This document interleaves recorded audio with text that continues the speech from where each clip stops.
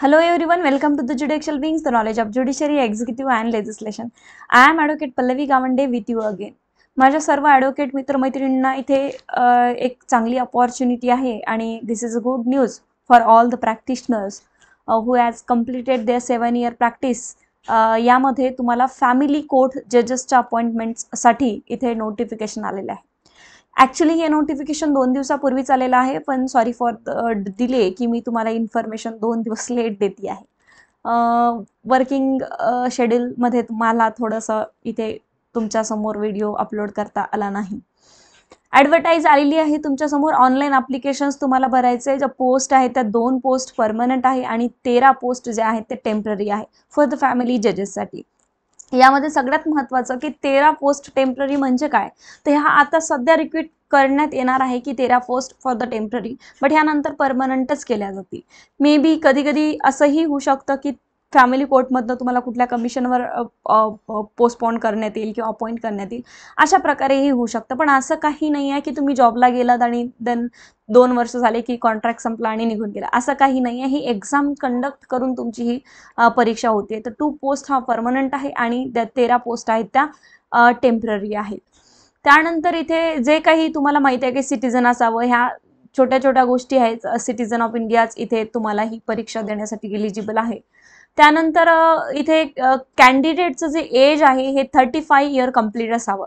तुम्ही तुमच्या वयाचे 35 वर्ष जर पूर्ण केलेले नसेल तर तुम्ही हा फॉर्म भरू शकत नाही कुठल्याही प्रकारे. एकही दिवस इथे कमी जमणार नाही. 35 वर्ष जर पूर्ण असेल, not be less than 35 years, that means 35 वर्ष पूर्ण हवेत वयाचे. त्यानंतर तुम्ही JMFC मॅजिस्ट्रेट म्हणून काम करत आहात आणि 7 वर्षाचा तुमचा इथे अपॉइंटमेंटला झालेले आहे. 7 वर्ष तुम्ही वर्किंग आहात as a JMFC, as a magistrate, then you can apply for this post. Okay. आणि मोर ओव्हर इथे ट्रिब्युनलमध्ये कुठल्याही ट्रिब्युनल किंवा state requiring special knowledge with law, एखाद्या डिपार्टमेंटमध्ये relating to the law and after possessing the degree of law, of course degree आहे तुमच्याकडे लॉची, तुम्ही लॉ स्टुडंट होता, देन तुम्ही दुसऱ्या कुठल्याही पोस्टवर काम करत आहे तर definitely you can file this the applications for this post. Then at least 7 years have been advocate high court or of 2 or more courts. So definitely तुम्ही हाय कोर्टामध्ये 7 वर्ष प्रॅक्टिसचा क्रायटेरिया कंप्लीट केलेला आहे का? You has been in practice between from last 7 years आणि any court, कुठल्याही कोर्टामध्ये, session कोर्टामध्ये तुम्ही 7 वर्ष प्रॅक्टिशनर आहात का, तर तुम्ही हा फॉर्म भरू शकता, अदरवाईज नाही. जर वयाचे 35 वर्ष नसेल तर तुम्ही हा फॉर्म भरू शकत नाही. 7 वर्ष प्रॅक्टिस नसेल तर तुम्ही हा फॉर्म भरू शकत नाही. आणि ऑफकोर्स स्पेशलाइज नॉलेज एखाद्या पर्सनल लॉमध्ये, LLM जे झालंय तुमचं, तर पर्सनल लॉमध्ये तुमचा एक स्पेसिफिक विषय होता का, तुमचं जे ग्रॅज्युएशन झालंय ते स्पेशलाइज्ड आहेत का. त्यानंतर डिग्री जी आहे याला इक्वॅलंटली मास्टर ऑफ सोशल वेलफेअर किंवा सोशॉलॉजी, सायकोलॉजी अशा प्रकारच्या डिग्र्यांमध्ये तुम्ही तुमचं ग्रॅज्युएशन, पोस्ट ग्रॅज्युएशन केलं तर डेफिनेटली प्रिफरन्स मिळणार आहे.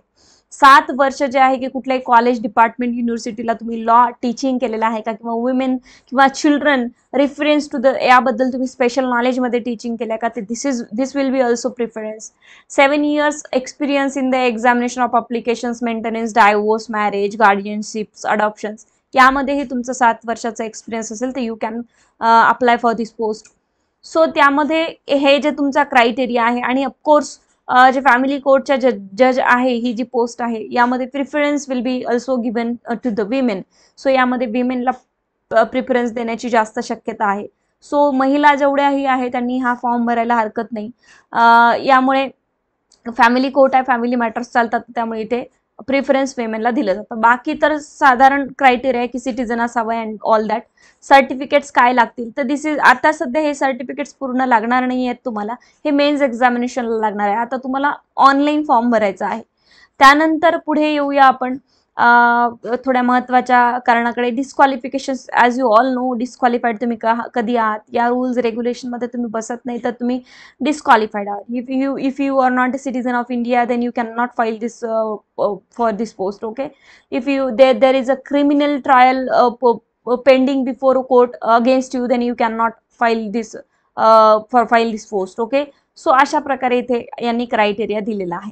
त्यानंतर एक्झामिनेशन बद्दल डायरेक्टली आपण जाऊया की प्रिलिमिनरी रिटन एक्झामिनेशन. तर प्रिलिमिनरी एक्झामिनेशन होणार का, डेफिनेटली प्री एक्झाम होणार आहे, प्रिलिमिनरी एक्झाम होणार आहे की ती 200 मार्कासाठी कंडक्ट केली जाणार आहे.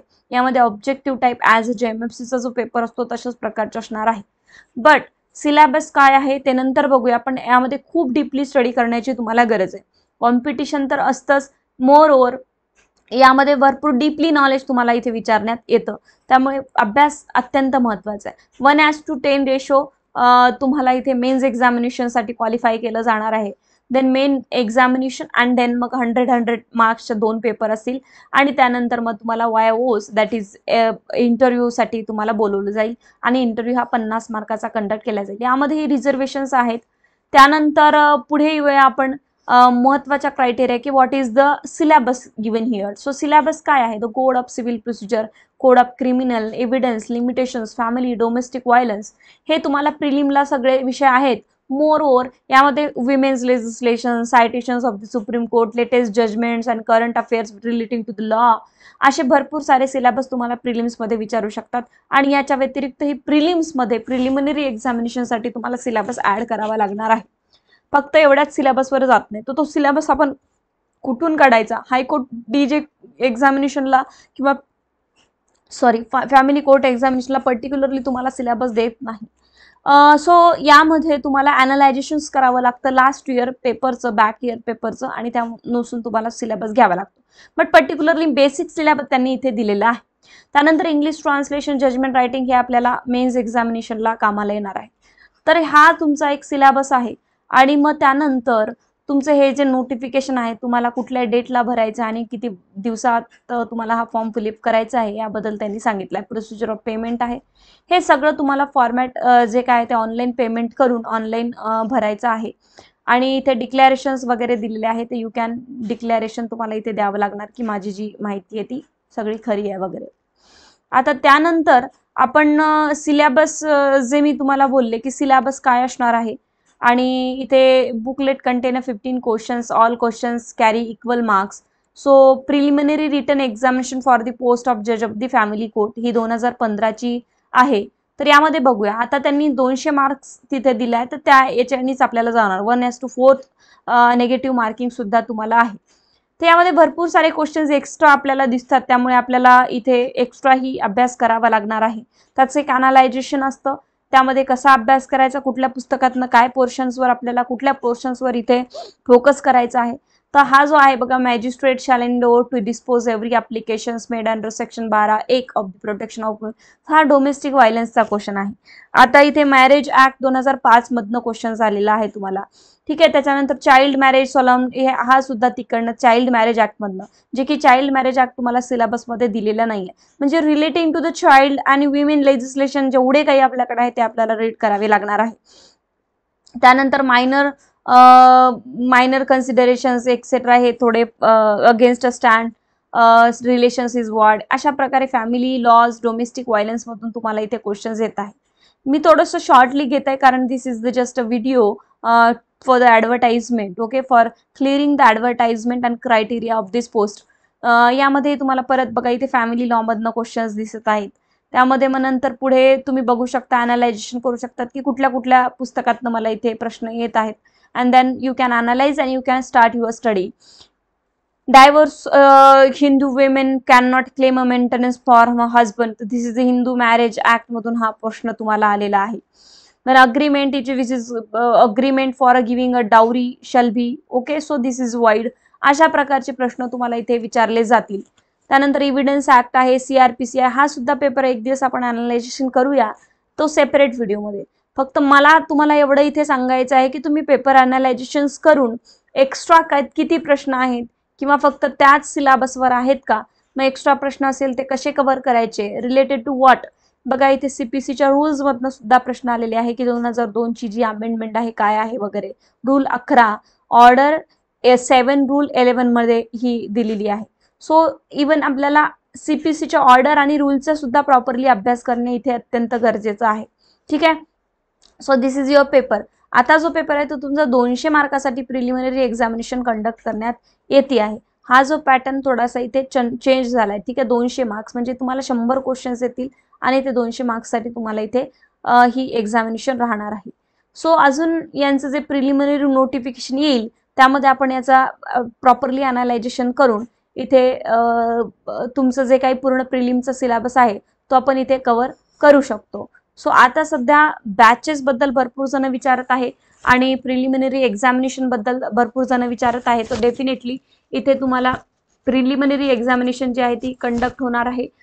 लाईक 3 महिन्याचा वेळ साधारण इथे तुम्हाला देण्यात येतो आणि 3 महिन्याच्या वेळामध्ये तुम्हाला हा पूर्ण अभ्यास कव्हर करायचा आहे.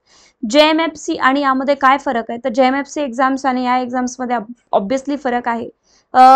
एवढं डीप स्टडी इथे लागणार आहे तुम्हाला आणि त्यामुळे या ठिकाणी जो काही डीप स्टडी करायचा आहे तो तुम्हाला एक प्रॉपर अनालायझेशन्स आणि वेळ तिन्ही गोष्टी इथे लागणार आहेत. तर वेळ तुम्हाला अभ्यासाला वेळ मिळाला पाहिजे किंवा तुम्हाला प्रॉपरली त्याचं सगळ्या गोष्टीचं गायडन्स मिळालं पाहिजे.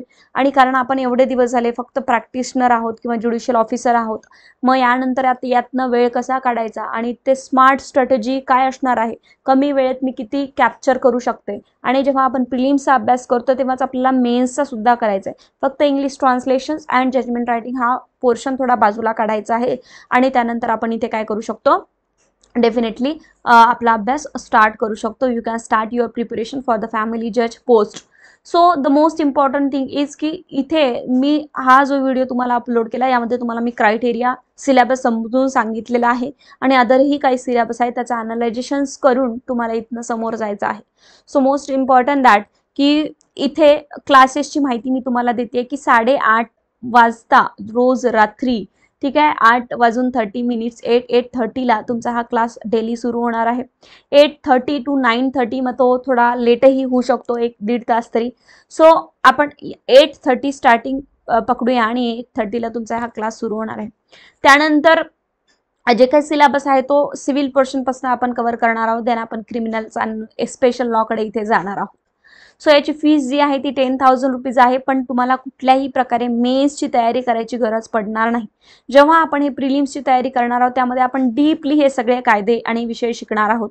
त्यामुळे तुम्हाला मेन्सला रिटन एक्झामिनेशनला परत क्लासेस कुठे लावायची गरज पडत नाही. सो जे काही आहे ते मेन्सला मी ते तुम्हाला कन्सेप्च्युअल क्लिअरिटी थ्रूच आपण जाणार आहोत. म्हणजे आता CPC शिकतो तर व्हॉट इज रेस जुडिकाटा, मग त्याला कसं लिहायचं, ओके, आणि रेस जुडिकेटाचा आन्सर कितीपर्यंत येणार मेन्समध्ये आणि प्रिलिम्समध्ये हे आपण इथेच कव्हर करणार आहोत. फक्त तुम्हाला English translation and judgment writing आहे हे आपण नंतर वेगळ्या क्लासेसमध्ये नंतर कव्हर करतो. असं JMFCचंही असतं माझ्याकडे की JMFCच्या विद्यार्थ्यांना मी प्रिलिम्स प्लस मेन्स एकदाच कव्हर करून देते. मग जेही पास झाले त्यांना फक्त जजमेंट रायटिंग आणि essay रायटिंगची तयारी करावी लागते, ती मी वेगळी करून देते. सो या प्रकारे आता क्लासेस जे आहे ते 10 तारखेपासून या महिन्याच्या सुरू होत आहे, 10 एप्रिलपासून रात्री 8:30ला हा क्लास राहील. आणि 3 महिन्याचा जर वेळ आपल्याला कमी पडला तर आपण तो क्लासेस संडे किंवा एक्स्ट्रा डेजमध्ये एक्स्ट्रा लेक्चर्स घेऊन सिलेबस कव्हर करत असतो. आता जो टाइम आहे सध्या फक्त 8:30 ते 9:30 रात्री आहे. So you can apply for this post and you can register for the classes. Okay, तर तुम्ही अप्लाय करा. जेवढी डेट दिलेली आहे तुम्हाला ॲप्लिकेशन फॉर्मॅट देण्याची हायकोर्टाला, तुम्ही अप्लाय करू शकता. आणि इथे तुम्ही क्लासेस रजिस्ट्रेशनसाठी खालील दिलेल्या नंबरवर कॉल करू शकता आणि you can register for the classes before 10th April. 10th एप्रिलला हा 8:30ला क्लास सुरू होईल, त्याआधी तुम्हाला रजिस्ट्रेशन करायचे आहे. You can pay by the instalment also, that's not a matter. तर तुम्ही ते क्लासेस डिटेल्स फोन नंबरवर फोन करून तुम्ही विचारू शकता. So thank you so much. This is a very good opportunity for all the practitioners. Don't miss it. So thank you so much.